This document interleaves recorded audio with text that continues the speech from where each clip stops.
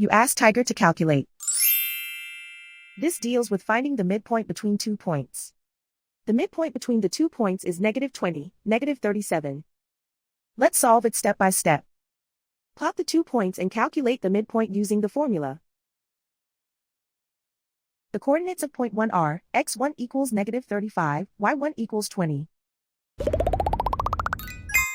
The coordinates of point 2 are, x2 equals -5, y2 equals -94. PM represents the midpoint of the 2 points.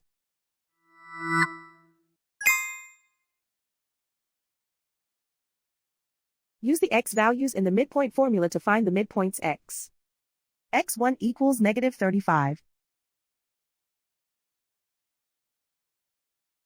x2 equals -5.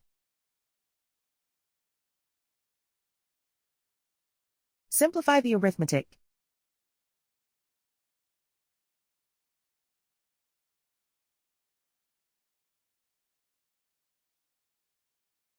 Use the y values in the midpoint formula to find the midpoints y.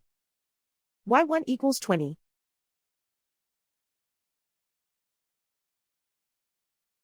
y2 equals -94. Simplify the arithmetic.